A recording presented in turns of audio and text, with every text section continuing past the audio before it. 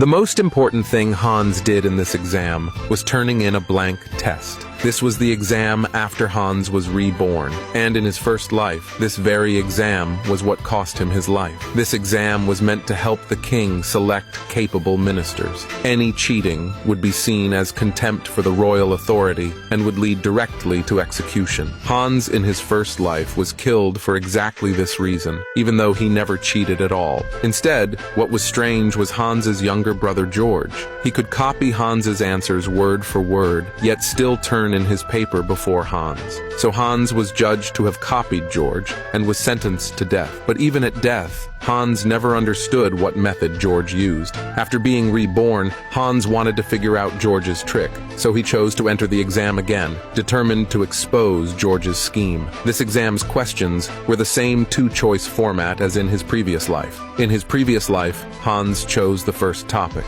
This time, he planned to change his choice and intentionally mislead George so they would end up writing on different topics. But unexpectedly, George went to the examiner and changed his choice to match Hans's right after Hans confirmed his topic. Hans's first attempt to test him failed. Next, Hans planned to hand in a blank paper. As long as he didn't write anything, George wouldn't be able to copy him, right? But George also saw through this plan. George pressured Hans with the family's reputation, saying turning in a blank paper would shame the family on purpose and intentionally disrespect the royal authority. Hans didn't intend to stay in the family anyway. Besides Hans and George, the family only had their father and two older sisters, but all three favored George heavily. As long as there was no evidence, if Hans argued with George, Hans would always be treated as the one at fault, and even with evidence proving George wrong, they would still think it was a small issue and blame Hans for holding on to it to embarrass George. So to Hans, a family like this wasn't worth caring about its reputation. But he couldn't afford the crime of disrespecting the royal authority.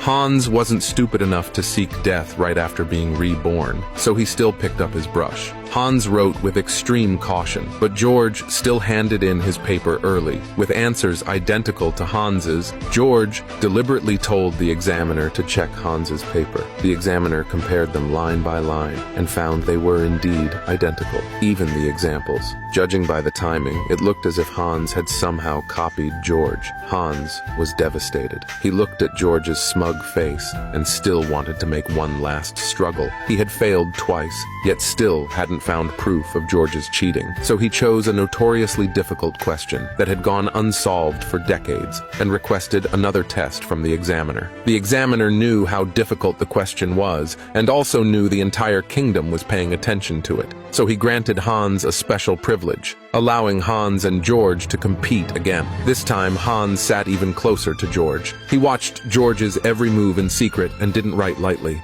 George grew anxious seeing Hans not writing anything, so George simply knocked over his ink, forcing himself to change to a new exam sheet. Sure enough, while George was changing paper, Hans hurriedly wrote down his own answers. But unexpectedly, George suddenly stood up and recited his answer out loud, every single word identical to Hans's. He even recited things Hans hadn't written yet, only thought about. George could still repeat them perfectly. Hans was utterly shocked. He stared at George in disbelief, and that look finally revealed George's secret. In George's left palm, there was a strange red rune, a mind-reading spell. Just like its name, it allowed the bearer to read others' thoughts. It worked within a range of 10 meters, which happened to cover the entire exam room. This was how George stole his answers. To confirm it, Hans deliberately filled his mind with nonsense. Sure enough, George's recitation began to falter, even turning into random fabrication. George knew he couldn't let Hans continue, so he apologized to the examiner and sat down, quietly bringing up Hans's mother's tragic death. Hans's mother was his father's first wife, but she was driven to death by George and George's mother. Now George intended to use Hans's mother